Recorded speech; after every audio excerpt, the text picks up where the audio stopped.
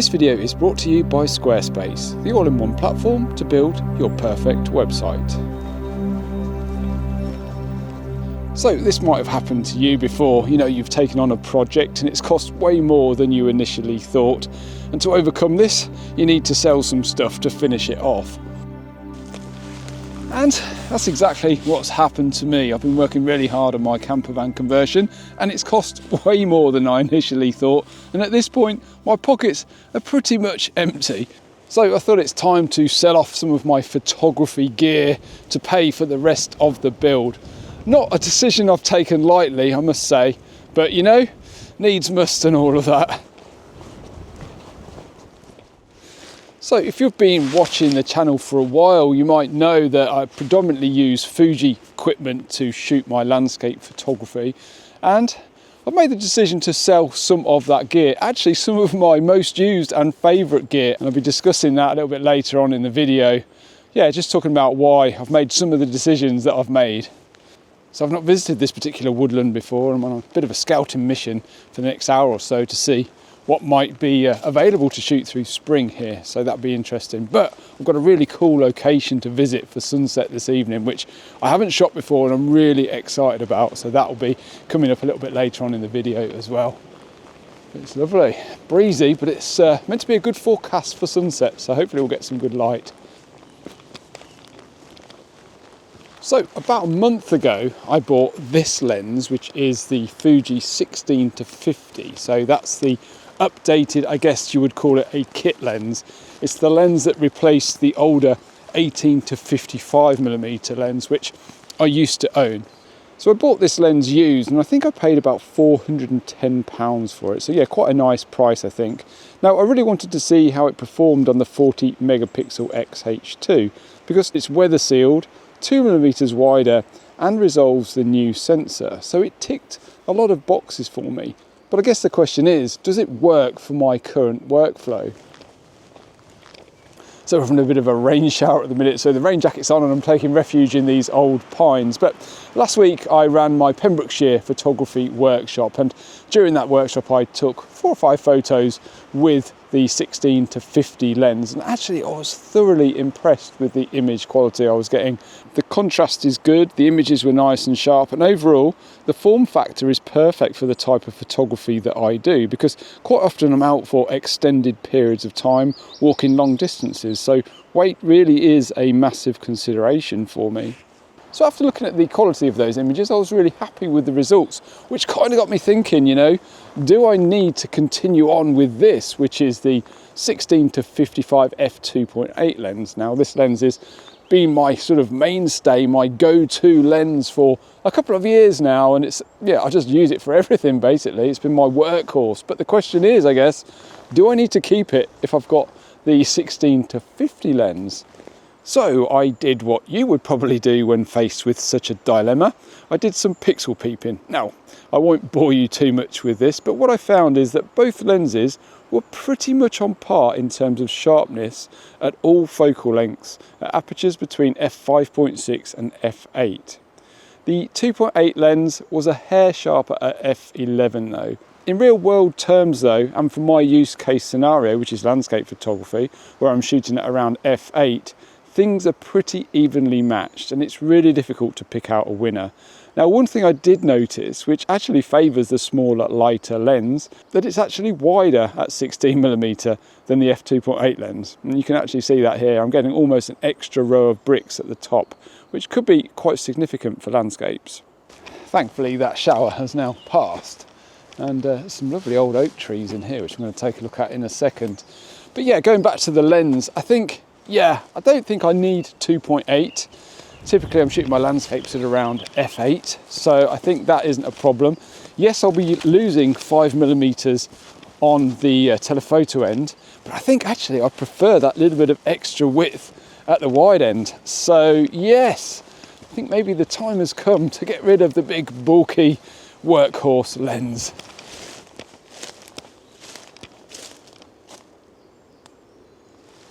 So I have some other photography equipment that I'll be selling alongside that f2.8 lens, some of my favourite equipment, but we'll get onto that a bit later on in the video. Now I just wanted to talk about the photography workshop that I mentioned earlier.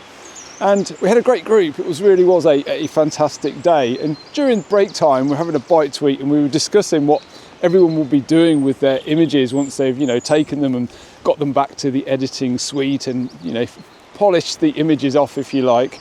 And I think the general feeling was that everyone wanted to share their work, but most felt like they didn't want to get into posting on social media, or they tried it and felt like it was a bit of a waste of time. And personally, I can totally understand this. And my suggestion was creating a blog or a website, something that you can have full creative control over. Now, if this resonates with you, I can highly recommend Squarespace, which is the platform I use to create my website and also the sponsor of this week's video.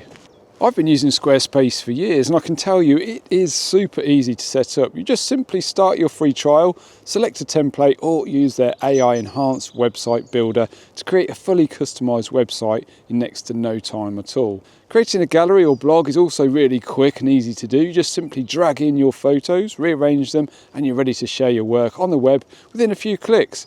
All of which is automatically ranked on Google for you, so other people can find and enjoy your work. So to set up your very own website, go to squarespace.com for a free trial, and when you're ready to launch, go to squarespace.com/IanWorth to save 10% off your first purchase of a website or domain.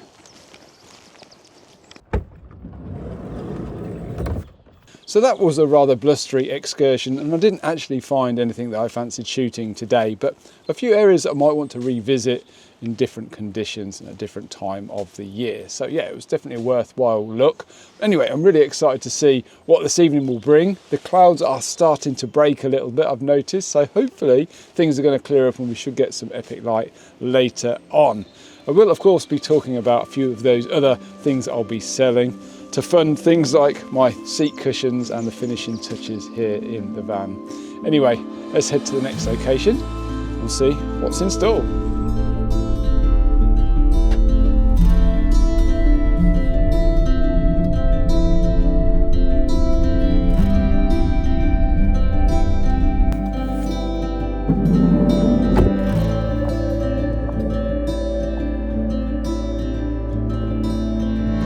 So the location I would like to shoot is just down there, and I haven't been down there before, but I know you can get down. There's a little track down there. I think there's some sea caves are spotted from up on the top there, which might be quite interesting.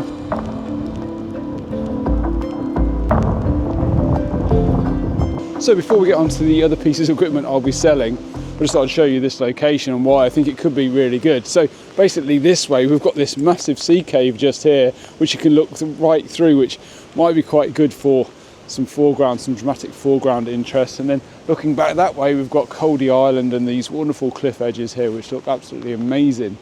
Now, at the minute, there's a big bank of cloud out there, and if I'd have reacted a little bit quicker, we had a rainbow out to the east, which I missed. I just didn't get set up in time, which is often the case with rainbows. They're gone in an instant, aren't they? But yeah, if I'd have reacted a little bit quicker, I probably would have got quite a good shot there. But hey ho, it is what it is. Hopefully this cloud's going to break now because it's quite thick out that way, but we'll see what happens. I think first things first, I need to find a composition.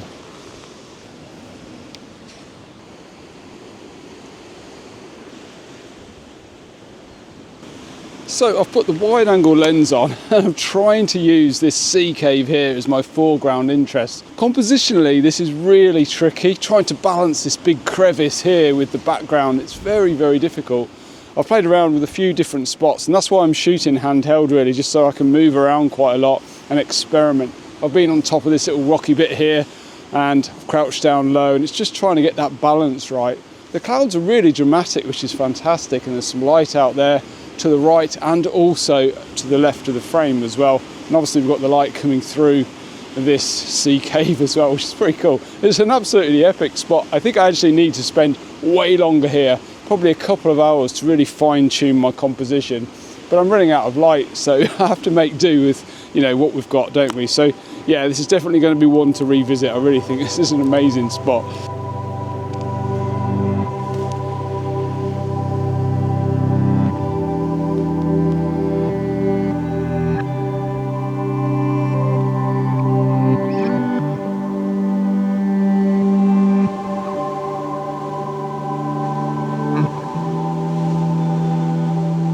So this location is very, very difficult, and yeah, it's one of those places where you're caught in two minds, because you can shoot both ways here.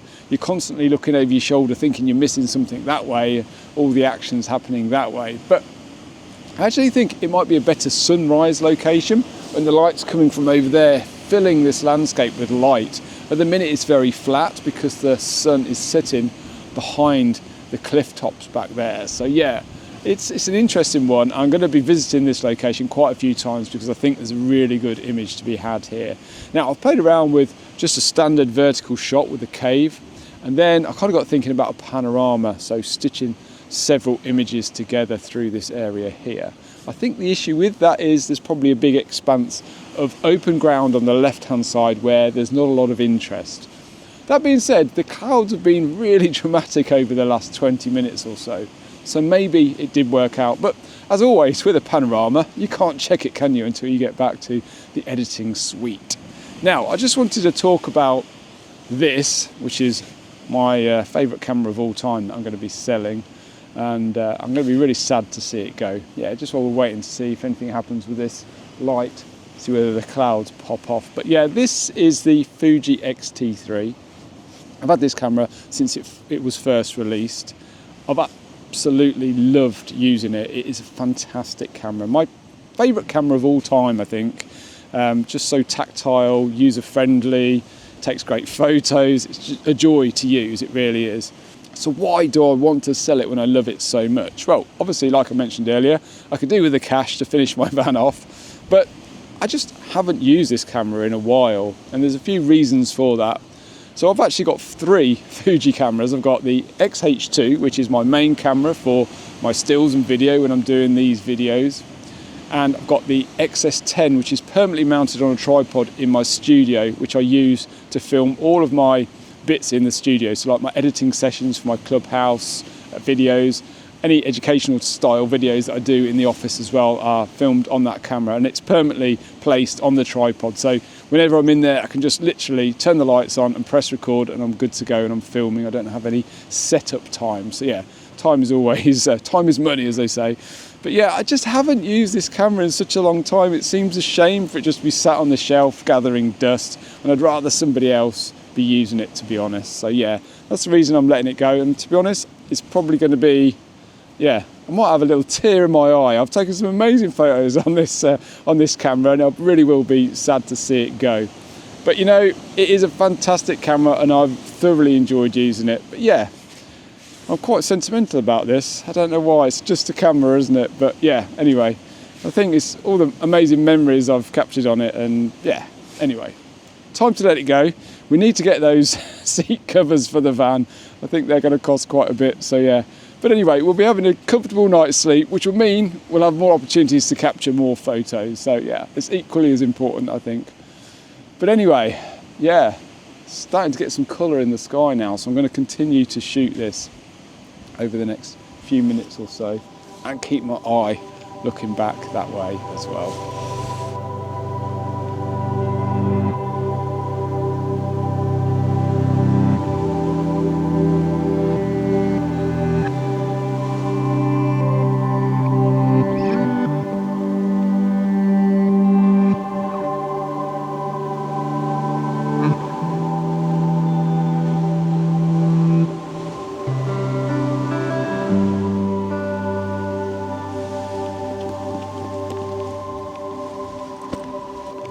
So I kind of feel like the video didn't quite go to plan today, you know. I definitely should have got down here to this location a couple of hours earlier.